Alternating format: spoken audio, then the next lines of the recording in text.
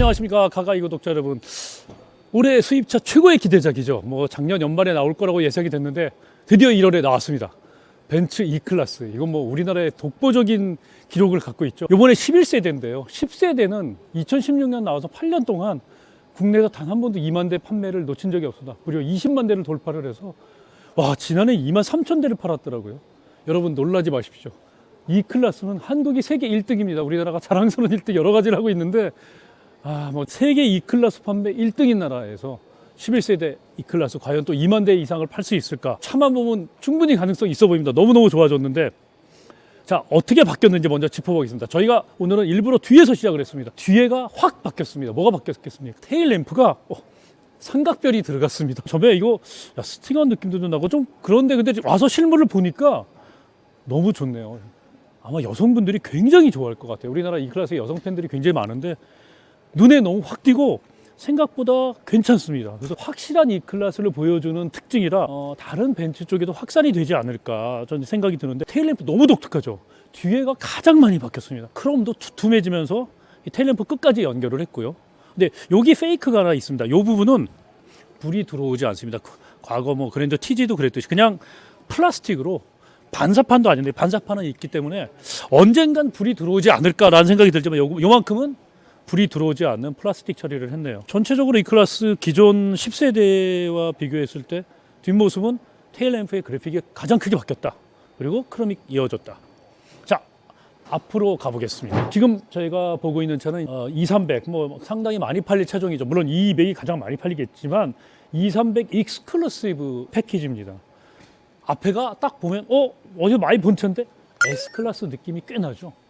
삼각별이 위로 올라가 있고 AMG는 이제 여기에 큰 삼각별이 달려 있는데 살짝 그 S클래스 느낌이 나서 크기만 키운다면 S클래스라고 생각해도 괜찮을 정도로 비슷해졌습니다. 가장 많이 바뀐 부분은 앞면서 헤드램프죠. 요 제가 손으로 그렸는데 요렇게 표주박 같은 어디서 많이 본 느낌 나지 않으세요? EF 써놨다라고 얘기하면 그 느낌이 조금 납니다. 전에 헤드램프와 달리 이렇게 약간 표주박 느낌이 들어가고 매트릭스 구조도 상당히 많이 바뀌었는데 딱딱딱 구분되어 있었는데 기능은 비슷하지만 이렇게 전체적인 헤드램프 디자인이 바뀌었고요. 요즘 트렌드죠. 헤드램프와 그릴을 연결을 했습니다.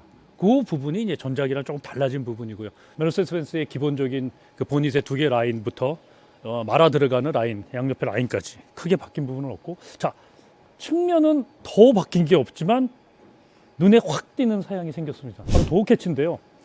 전기차에 달렸던 도어 캐치가 적용됐죠. 이 부분이 측면에서 가장 많이 바뀐 부분이고요. 디자인적으로 얘기했을 때는 기존 전작 10세대가 이 앞부분에 선이 약간 뭉개져 있었는데 이번 11세대는 선이 직선으로 오다가 양 사이드 쪽에서 살짝 뭉갰다가 다시 연결이 되는 그렇게 디자인 포인트를 줬네요. 이건 뭐 사실상 크게 눈에 띄지 않는 요소라 도어 캐치가 사이드에서 바뀌었다. 그렇게 말씀드릴 수 있는 게 제일 큰 포인트라고 하겠습니다. 전기차적 요소에 에어로다이나믹을 좋게 하는 요소가 들어갔는데 좀 확인을 해보니까 10세대나 11세대나 0.23CD는 그대로네요. 공기역학적으로는 부분적 개선을 통해서 CD는 크게 바뀐 건 없습니다. 놀라운 부분은 연비인데요. 이 300이 2종 적용입니다. 가솔린 차는 전부 450까지 2종 적용의 인증을 받았네요. 다 포매틱인데 연비가 11.6이고 또 재미난 사실은 3.0 직렬 6기통 엔진이 2.0 터보 4기통보다 한 10% 이상 좋습니다. 연비가. MRA2 플랫폼으로 바뀌었는데 이게 마일드 하이브리드와 PHEV 전기차까지 아우르는 아예 일반 내연기관은 없습니다. 기본이 마일드 하이브리드인데 무게가 200kg가 무거워졌는데도 전작에 비해서 연비는 오히려 더 개선이 됐습니다. 그 부분이 깜짝 놀란 포인트.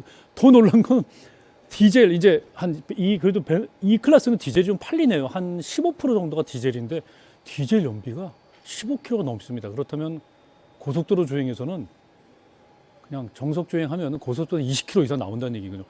벤츠의 E클래스가 디젤이 팔리는 이유가 이해가 되는 부분이기도 합니다. 디젤 자체도 연비가 굉장히 좋아졌다.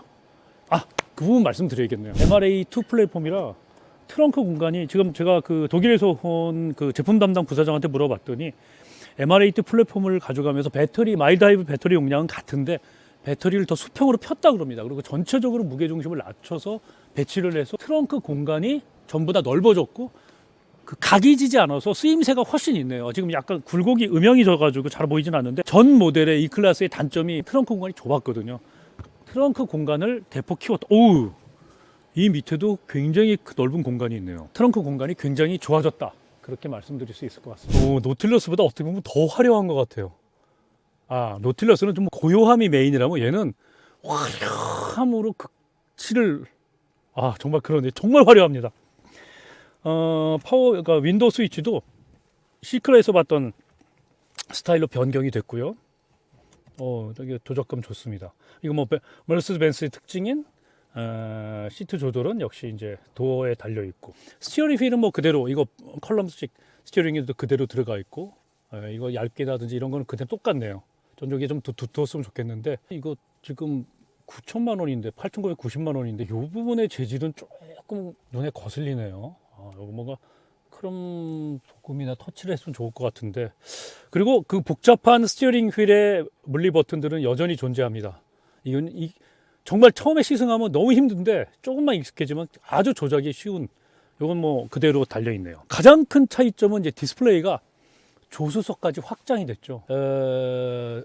계기판까지 하나로 붙어 있는 것 같은 느낌을 줄 정도로 대시보드 거의 끝까지, 운전석에서 봤을 때는 끝까지 디스플레이가 확장이 됐습니다. 물론 이제 두 개를 붙였지만 중앙 것은 제가 이제 현대기아도 늘 이 얘기를 하는데 12.3인치, 12.3인치 그냥 붙이지 말고 적어도 중앙에 있는 건 좀 세로로 키웠으면 좋겠다고 얘기를 했는데, 그래도 이 부분을 좀 키워서 내비게이션이나 이런 걸 사용할 때 굉장히 유리합니다. 현재까지는 벤츠 맵이 그대로 들어가 있고요. 지금 T맵이랑 같이 공동 개발을 해서 연말에 OTA로 T맵으로 업그레이드를 해준다고 합니다. 그 부분 상당 부분 벤츠 오너들이 좋아하시는 부분이에요. 저희 동생도 지금 2,300을 타고 있는데 바로 10세대 그 속도 단속이나 이런 것들이 명확하게 표시가 안 돼서 항상 아쉽다고 얘기를 하더라고요. 그 점에서 기대해 볼 부분이고, 나머지 부분들은 뭐 물리 버튼이 디스플레이가 커지면서 공조는 100% 터치로 들어가 있고, 오디오 인포테인먼트 등등의 부분들만 일부만 살짝 밖으로 빼놨습니다. 사실상 물리 버튼은 없다고 보시면 될 것 같고요. 물리 버튼 중에 일부는 이렇게 뭐라고 할까, 디스플레이 형태로 별도로 빼놨네요. 이런 것들은 많이 쓰는, 조수석에 탔을 때 가장 큰 장점 중에 하나, 운전을 하는 중에도 조수석에 있는 탄 분들이 유튜브를 시청을 할 수 있습니다. 근데 지금 따지고 보면 저도 그런 생각이 드는데, 기본형 모델에는 이 조수석에 디스플레이 펜이 없이 딱 요만큼까지만 있습니다. 굳이 저거 조수석, 내가 운전 오너드라이브를 혼자 탄다면 조수석에 저게 필요할까? 선택 비율은 제가 따로 선택한다고 한다면 그렇게 많지는 않을 것 같은데, 어쨌든 조수석에 탄 사람이 자기가 유튜브라든지 웨이브라든지 이런 것들을 볼 수 있다. 이번에 가장 큰 차이점 중에 하나가 11세대 바뀌면서 조수석 디스플레이까지 연결이 됐다. 그렇게 말씀을 드릴 수 있겠네요. 인테리어의 고급감이라든지 이런 거는 뭐 그렇죠. 여기도 센터 콘솔도 역시 융 처리를 해있고, 아까 말씀드린 이런 이제 버튼류 같은 것들이 조금 생뚱이었습니다만 뭐 벤츠다운 인테리어 수준을 보여주네요. 마무리라든지. 그렇다고 이제 최근에 이제 오늘 저희도 G80을 시승을 하는데, G80이 E 클래스에 비해서 인테리어가 떨어지느냐, 절대 그렇지 않다고 저는 생각을 합니다. 단지 이런 디스플레이의 화려함, 그리고 앰비언트 라이트를 비교했을 때는 조금 G80이 아직은 밑에네요. 자, 걱정 많은 2열로 가보도록 하겠습니다. 이 휠베이스가 20mm 늘었고 길이는 15mm 정도 길어졌기 때문에 차가 전체적으로 그렇게 커지지 않았는데, 휠베이스가 20mm 늘어나서 무릎 공간이 좀 더 좋아졌다고 얘기를 하는데, 전에 E클래스 타던 분들이 많은 불만이 등받이가 상당히 세워져 있어서 좀 불편했다, 그리고 무릎 공간도 좁았다는 얘기를 했는데, E클래스 뒷좌석에 탔을 때 항상 불편한 게 세워진 등받이였거든요. 한번 확인을 해보도록 하겠습니다.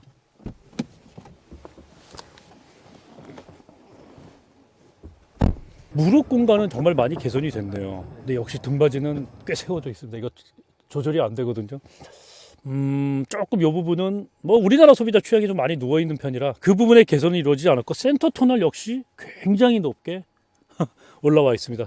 저도 이 유럽 차들이 참 이런 부분들이 약한데, 제네시스에 비하면 굉장히 높게 올라와 있는데, 이 부분들은 조금 뭐 어차피 5인승으로 인정을 받아도 5명이 타지 않는다라고 생각을 해서 만드는 것 같아요. 마무리 소재 평범합니다. 이건 뭐 벤츠 같진 않네요. 오히려 이쪽 부분은. 처음에 이렇게 하면 여기다 스마트폰을 꽂는데 요즘 스마트폰 두툼해서 꽂혀지냐? 안 들어가. 아닌 것 같아.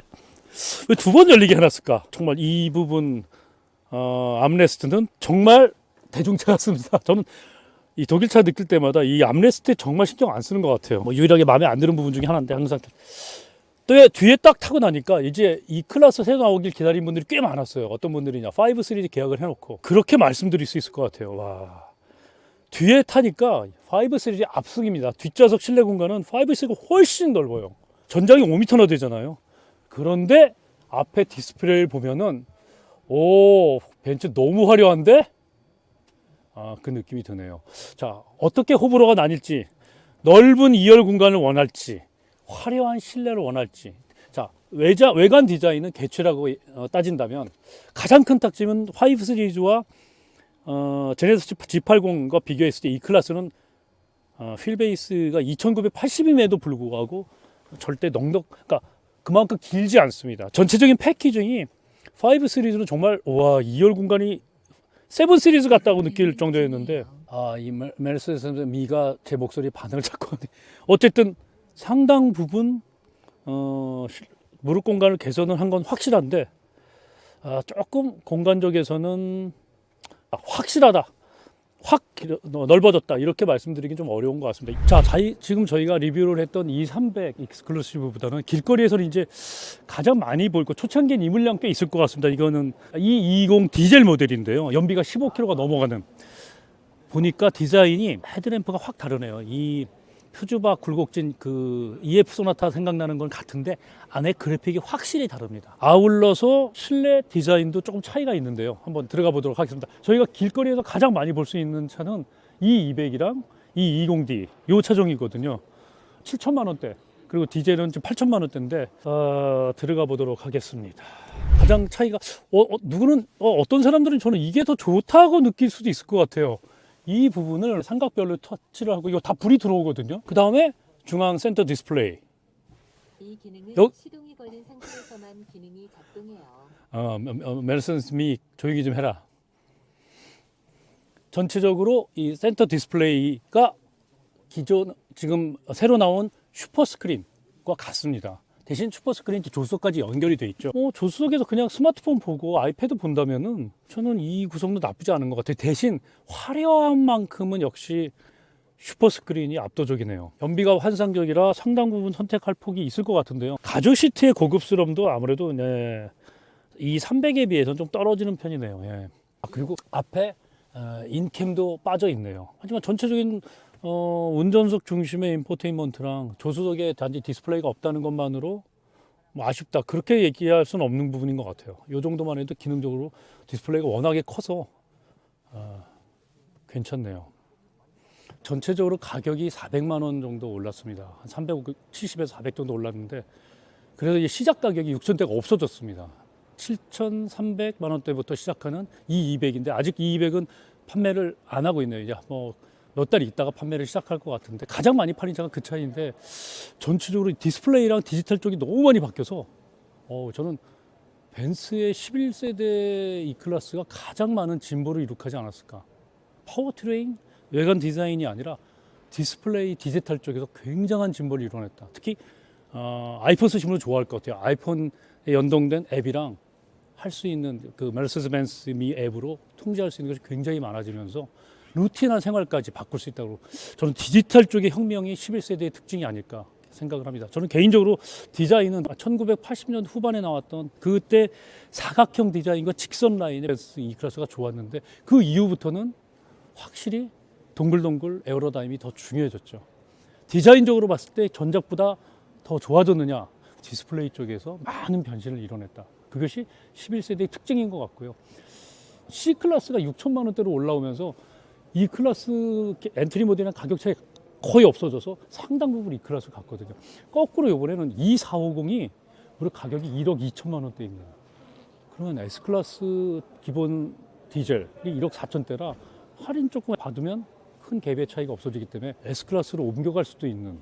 그래서 과연 올해 이 클래스가 2만 대를 또 넘어갈 수 있을까에 대해서는 약간 물음표가 붙네요. 차가 좋아졌지만 경제 사정이라든지 그다음에 굉장히 많이 E클래스가 팔렸던 것에 비했을 때 가격이 올라갔던 부분, 좀 벤츠의 좋은 사양들을 쓰려면, 루틴한 사양들을 쓰려면은 2, 300부터 가야 되기 때문에 그런 부분을 감안했을 때 올해 판매 2만 대가 가능할까, 또 그렇게 생각을 해보면서 E클래스 리뷰 마치도록 하겠습니다. 감사합니다.